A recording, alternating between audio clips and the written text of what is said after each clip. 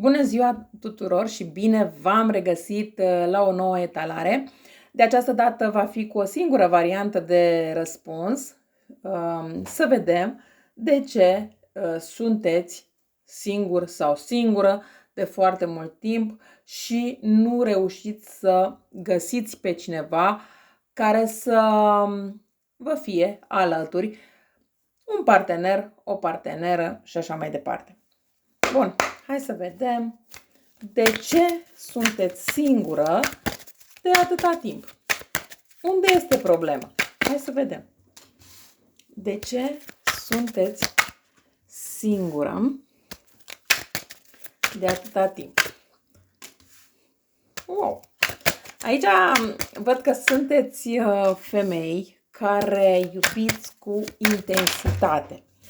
Dar, totodată, printre voi sunt și femei care în momentul în care, sau bărbați, da? Indiferent, hai că mă refer la persoane. Printre voi sunt persoane care în momentul în care întâlnesc pe cineva nou, le place să și despice firul în patru. Păi cine ești? De unde ești? Cum te cheamă? Când te-ai născut? Stai să văd și ce zodie ești, stai să văd și ce ascendent ai, stai să văd și ce familie ai și așa mai departe. Și atunci când încerci să intri atât de mult în profunzimea anumitor lucruri, atâta timp cât încerci să tot despici firul în patru înainte de a cunoaște această persoană, înainte de a vedea exact ce fel de persoană este, s-ar putea să, tocmai din acest motiv, să pui persoana pe fugă. Deci aici, care faceți treaba asta, un pic de atenție, lăsați-o un pic mai ușor. Pentru că oricine ar fi, și voi, dacă ați fi în locul acelei persoane și cineva ar veni și ar despica firul în patru și să ceară tot felul de informații încă de la prima întâlnire, e clar că v-ar pune pe fugă. Așa că, care faceți treaba asta, lăsați-o puțin mai ușor. Pe lângă asta, aici mai este o problemă, faptul că, într-adevăr, voi în trecut ați iubit. Ați iubit cu această intensitate despre care vorbeam. Dar ați fost rănite și iubirea voastră a fost împrăștiată în mii și mii de bucăți și bucățele. Iar acum domină destul de mult această frică de a mai fi rănită din nou. Frica că lucrurile se pot repeta. E normal și e firesc să vă luați aceste măsuri de precauție, dar la fel, un pic de atenție să nu le duceți la extrem. Pentru că văd într-adevăr că în viața voastră intră o persoană nouă. În unele cazuri, această persoană poate să fie o zodie de foc, dar în alte cazuri poate să fie o persoană din zodie de apă.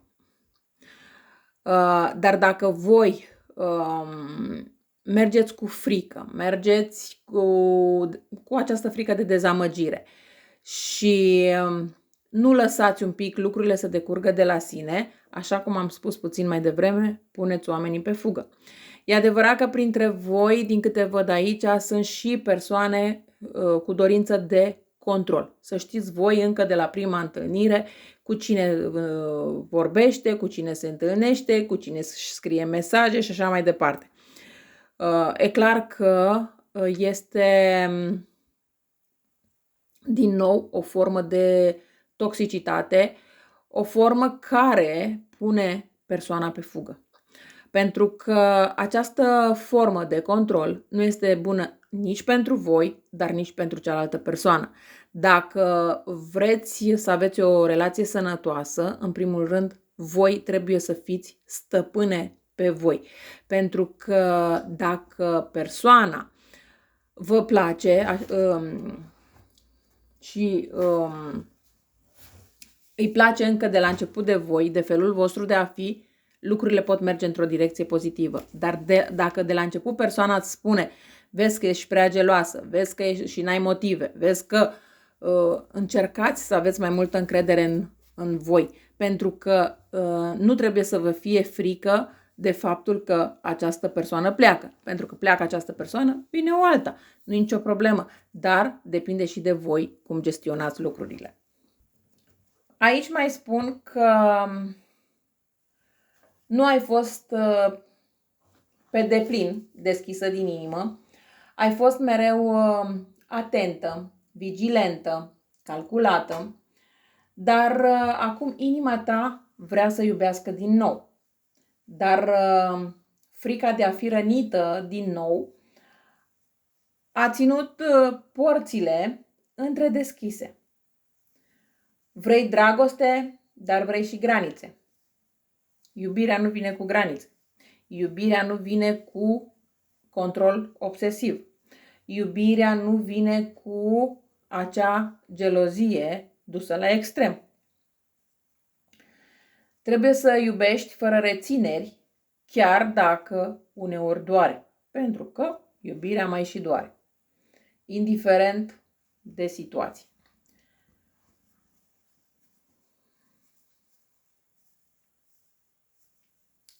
Se poate întâmpla să fi crezut că trebuia să fii altfel, că trebuia să te comporți altfel ca să fii iubită.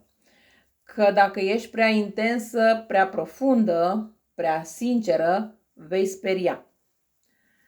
Dar adevărul este că doar cine te vede clar și complet poate rămâne alături de tine. Nu orice persoană poate rămâne alături de tine, pentru că tu ești o persoană destul de puternică. Ești o persoană care trăiește totul la intensitate maximă. Restul sunt doar umbre.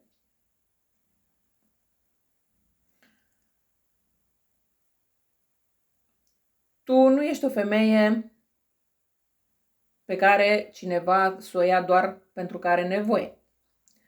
Tu ești o femeie care poate fi singură, dar alege conexiunea autentică. Problema este că ai fost în relații cu oameni care căutau să te consume, nu să contribuie.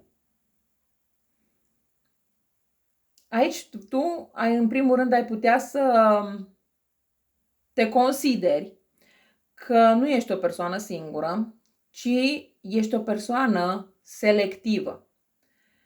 Și e corect să fii și selectivă.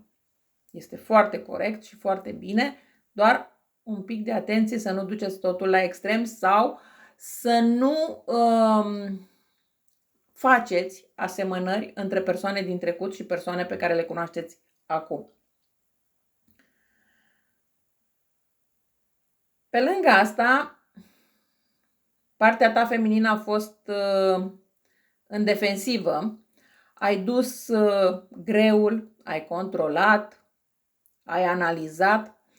Acum viața te cheamă să te înmoaie, să primești, să te abandonezi fără să mai calculezi fiecare pas al persoanei.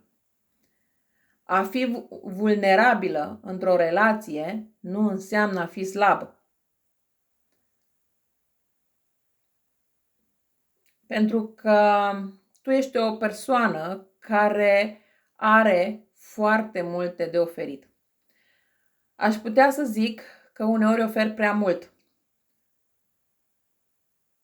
Poate pentru bărbați care nu știu să primească. Ești făcută pentru o iubire profundă, o iubire sacră, o iubire creatoare, nu pentru firmituri. Aș putea să spun că pentru foarte multe dintre voi încă n-a venit acel om care să fie egalul tău în inimă.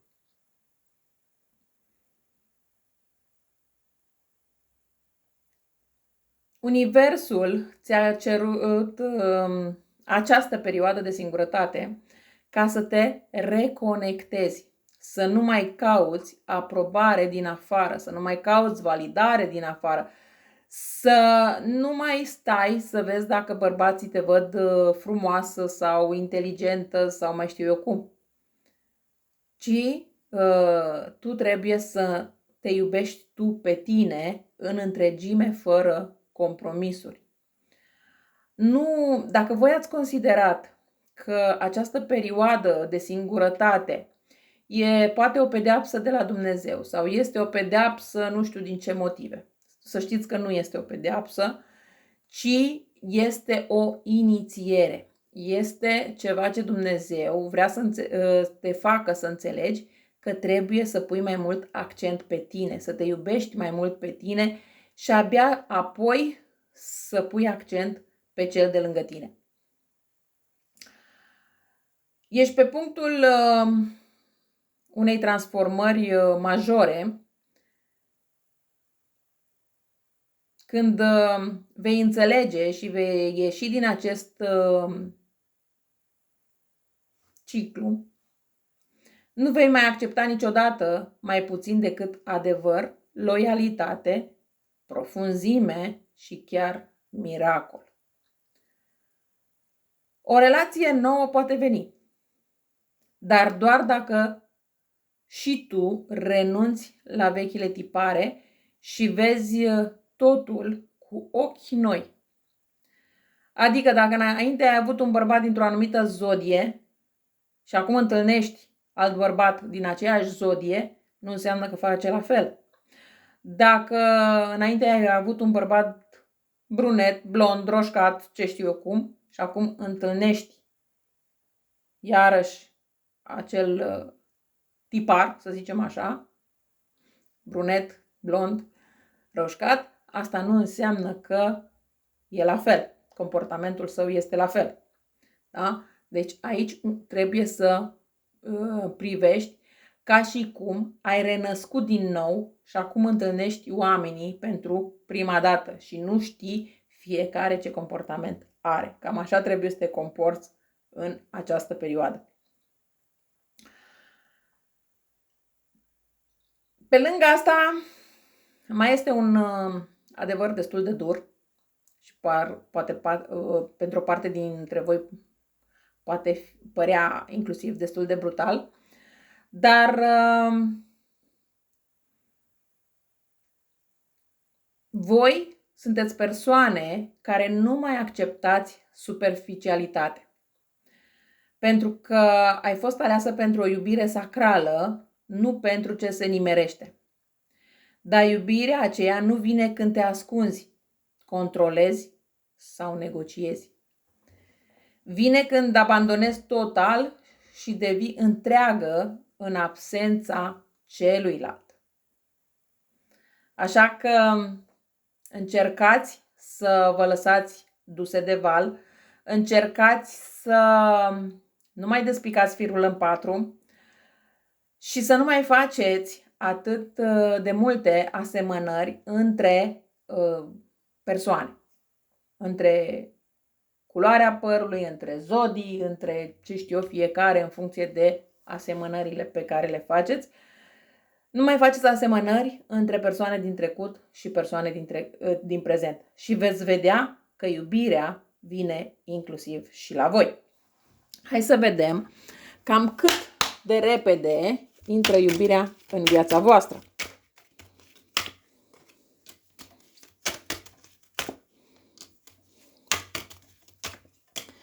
Pentru unii dintre voi, deci aici cam ar fi între 4 și 7 puncte. Ceea ce înseamnă că poate fi 4 zile, 4 săptămâni, hai să zicem 4 luni și poate să meargă până la maxim 7 luni de zile. Ideea este că pentru o parte dintre voi se poate reîntoarce o persoană din trecut și să-i mai dați o nouă șansă. Acum, e clar, depinde de voi dacă vreți să-i mai dați o nouă șansă sau nu. Însă ideea este că persoana respectivă poartă o mască. Nu este sinceră.